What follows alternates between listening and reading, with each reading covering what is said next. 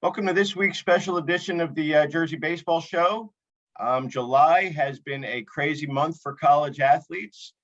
July 1st, the start of the NIL, name, image, likeness era, where athletes are able to market themselves, promote themselves, and sort of get the same rights to their own name, image, and likeness that other college students have had for ages. I know this is a crazy time, more questions than answers, and try to put some of this into perspective. We've got Nick Lord here today. Nick is the CEO of NOCAP Sports, a platform that brings athletes and outside agencies together, promotes NIL rights. And first of all, Nick, welcome to the show. Appreciate it.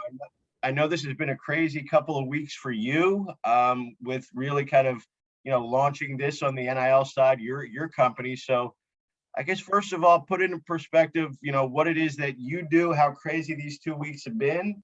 And let's just kind of get an overview of where everything stands from the athlete perspective at this point in time.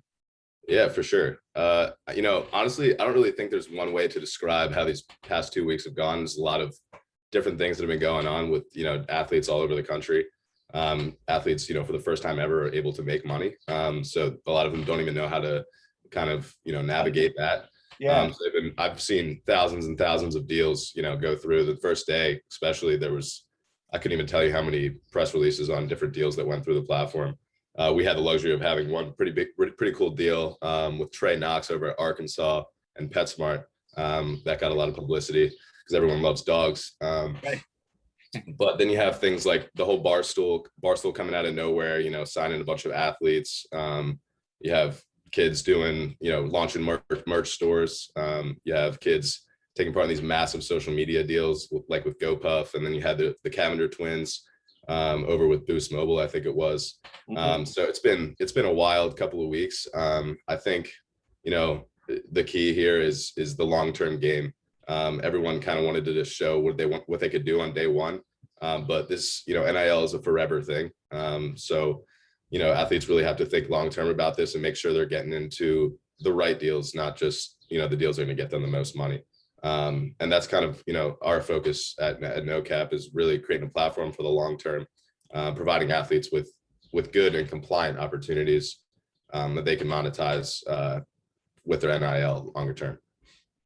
So just to put this in perspective again, for people who probably know that something has happened and something can happen that can allow me to market myself and make some money off of my name or my image or my signing autographs or whatever. What are we really looking at for athletes, for baseball players, New Jersey, where this is our core market? What are they looking at as kind of being able to do, and walk kind of through the process of how it gets done and what athletes have to do if they feel like they've got a partner. What compliant things do they have to do to make sure they're approved by the school? And where does NOCAP Sports fit in all of this? Yeah, I think there's a pretty big misconception about NIL. And I think a lot of people talk about how the Power Five, football and basketball players are the only ones that are going to be making a ton of money.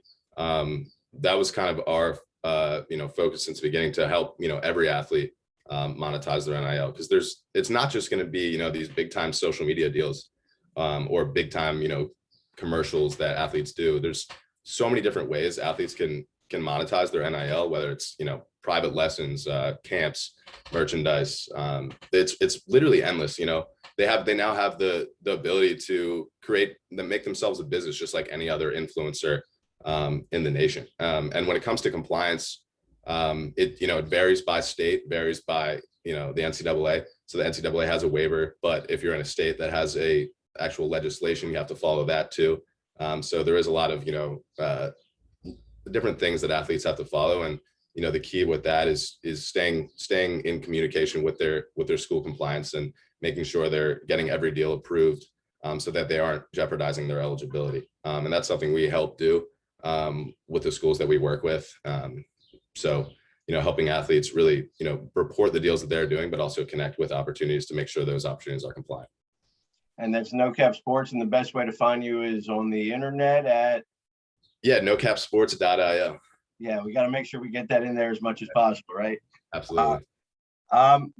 One thing I guess that I noticed that athletes seem to be either surprised at or just don't know, is that the compliance route, it's not based on where you live. I mean, we've got guys on our summer teams that play, live either in New Jersey or Pennsylvania, or one in Delaware. But the reality is when they go to, it's where they go to school. So, Yep. those guys spread out over the year.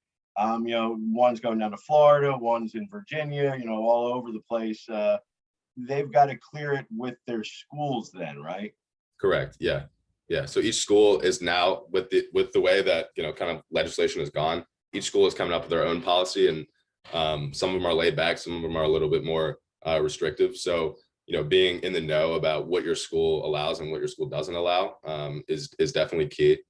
So reaching out to the policymakers at your institution, and then also, every deal that you think you're going to be getting into, I would just run it by the compliance office at the institution that you're at, just to get that confirmation so that you don't end up, jeopardizing your eligibility after the fact. And you work with not just on the player side, but you do, I guess, is it almost like consulting? Is it assisting colleges and universities? Because I guess a burden falls on them to educate their athletes now for what they can and can't do, because they obviously want them to stay eligible. Yeah, for sure. So we're there as a consultant. Basically, we're not working with schools. We're actually completely free to schools. Schools use our platform. We use the technology to kind of help schools implement their policies so that they can monitor and document all of the deals that athletes are going through without us actually having to, provide that sort of like consultant value to the school and make them pay us. So we solve that issue with technology and a communication system that allows the athletes to directly communicate with their colleges and send them the deals that they're getting into, and making sure those deals are compliant. And a lot of the schools, they do have rules around, reporting deals a certain amount of days before they even take place. So we implement rules like that. Schools have regulations around what kind of businesses they can and can't work with, their involvement with boosters. And we implement those different rules into our system so that athletes aren't taking part in deals that aren't compliant and could end up jeopardizing their eligibility in future play. So we'll use my teams for kind of a little, group data here. I've got 65 players. We're not talking about SEC football players here. We're not talking about Duke basketball, anything like that, but we're talking about, a really good cross section of, baseball players that range from D1 to, D3 to junior college. What do you see as potential, or your thoughts from what you've seen as, potential avenues for them? Do you think it's a matter of, trying to leverage their social media to build a brand? Is it, you'd mentioned obviously another area would be like a lesson sort of thing. Where have you seen kind of the impact so far in the baseball world, and maybe the not quite revenue power two sports? Yeah, I think in reality, it's what the kids are passionate about that they should really go after and monetize. Social media is obviously like a really big one, and that's the one that's most talked about. I think also a big misconception with social media is you can make a ton of money if you're like a big Power 5 football player, but the way that influencer marketing is going, brands of all sizes, especially in local businesses, they're looking for the smaller accounts because they have higher engagement rates. So with working with the smaller accounts, they're able to hire multiple athletes at a time instead of just that one big time athlete, and they're able to generate more of a diverse audience when they go after these smaller account athletes. But yeah, so in terms of different types of NIL activities, I think it's really just going after what you're passionate about. If you really like teaching kids about about your sport and how to play, I think that's a great avenue for a lot of athletes. I think it's a great way to make it a steady income. There's always merchandise stores. You can open up those pretty easily through something like Spreadshop. There's you can create camps in your hometown. You can do things like Cameo. It's really endless, the opportunities that you have as an athlete now. You're just getting the basic rights that any other person has or any other influencer has. So it's really just finding what your niche is and how you want to develop your brand as an athlete, and then going after those avenues. I think you kind of said it pretty well there. Is not that anything that's happened so far is crazy or really unique when you think of what people are doing. It's just that it's literally happening all at the same time. Yeah. For the first time. So it's like all the floodgates open, but Yeah, something that, over time is just going to become normal. Like, exactly. Yeah. where do you, as being an expert and kind of look at this, see this as headed in the future? Where do you see NIL rights and potentially other things going? It's so hard to say in terms of where it's going. You never know if the Congress is going to come in and do some sort of federal legislation around NIL. If states are going to continue to pass NIL laws, it's interesting to look at each of the different state legislations and seeing what athletes can and can't do, and then looking at another state and seeing athletes can do something in this state, but they can't do it in another. So I'm hoping over time we see some sort of level playing field in terms of the laws and what athletes can and can't do, instead of having all these individual school policies, because it creates a lot of Schools may end up, you would think schools would push Congress to act, because you're going to have some schools that can do more or allow their athletes to do more, and that's going to be an advantage down the road, I would think. But yeah, absolutely. you're right, and that's not through. That's just Congress has got to do something.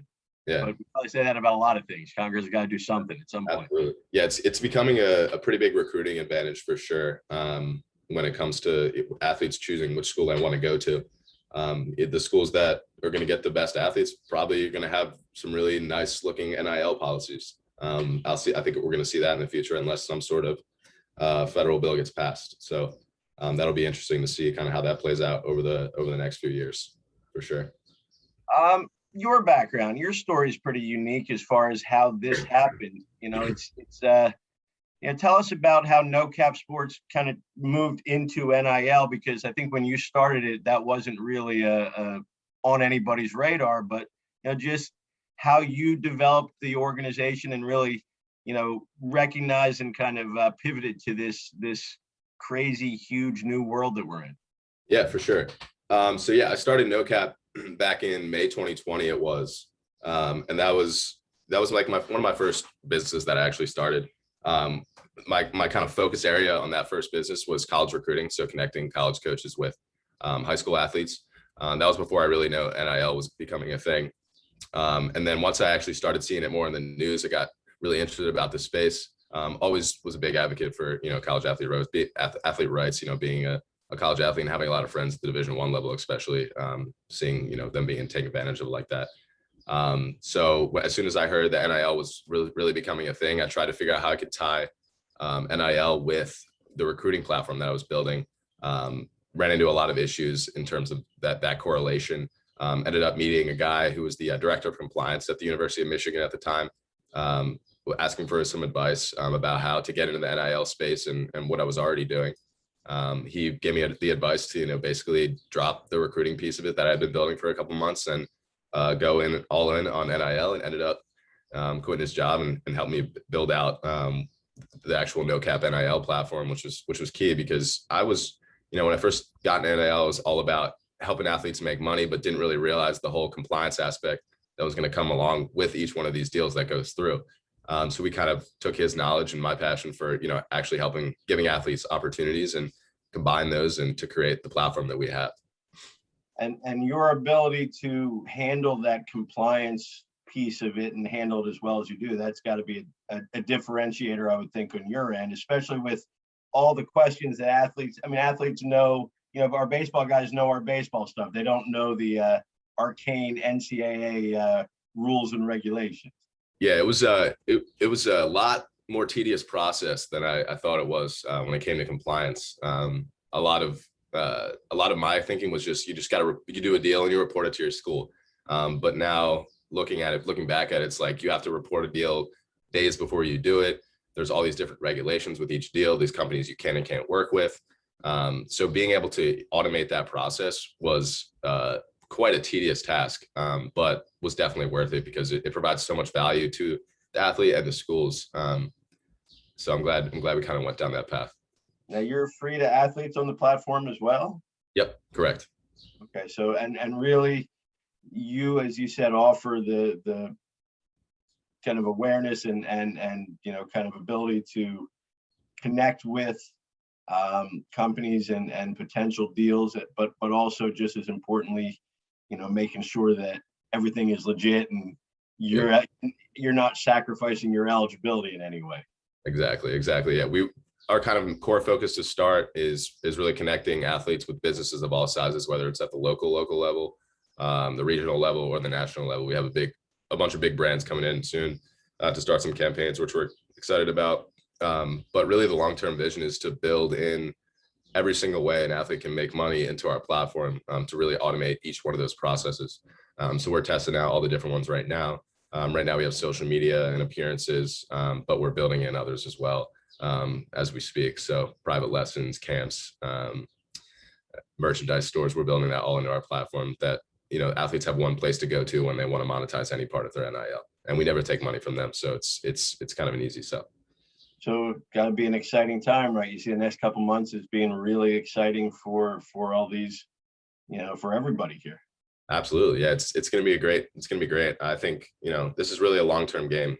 So it's providing these athletes and these schools value over the next, not just the next couple months, but the next couple of years and decade. So sleep isn't important, right? No, absolutely not. So before we go, again, remind us best ways to connect with you. Actually, before that, one thing I did notice, you've got a great group of advisors that really help, and one name that would be familiar to those of us in New Jersey and Eastern Pennsylvania, Tim Pernetti. How do you connect with Tim? What's he brought to the table, and just kind of really quickly what your advisors have meant to what you can offer? Yeah, absolutely. So I connected with Tim. I played basketball in college. I played at Gettysburg College in Pennsylvania, and his son actually happened to be coming in as a freshman when I was graduating. So I ended up meeting his son Max through the Gettysburg connection. My basketball coach introduced me to Tim back in, I think it was last June, maybe. So he came on really early. It was a great sounding board and advisor for me at the beginning, especially as a first-time entrepreneur. And he's obviously very knowledgeable about the college space and high school space. So he was able to give me a lot of guidance in terms of how to, kind of position ourselves in the market and how to make us really stand out. So he was big on that. Had another advisor come on with me at the beginning named Doug Buttorf. He was great. He was my very first advisor, also a Gettysburg connection. And then, so he helped me really build out the beginning of the business. And then after that, kind of just started expanding, brought in a bunch of other advisors. Being a young entrepreneur, you want to surround yourself with as many big name people as you can, and people who have really been through the ringer. So that was what I focused on from the beginning, and they've all been, crucial in my development as an entrepreneur and our business. Well, let's say I'm a baseball player in New Jersey. What's the best way to reach out to NOCAP again? Let's make sure we get that out there. Yeah, for sure. You can go to our website at nocapsports.io and sign up as an athlete. Or you can, if you want a consultation, you can shoot us an email at info@nocapsports.io, and someone on our team will hop on a call with you and walk you through kind of NIL and how to best position yourself in this new era. Excellent. Well, Nick Lord, again, CEO NOCAP Sports, really making a difference as far as helping athletes through these crazy NIL times. Very much appreciate you taking some time with us today on Jersey Baseball Show. Yeah, no problem at all. Thanks for having me. Awesome. Thanks, Nick. Have a great day. Yep, you as well.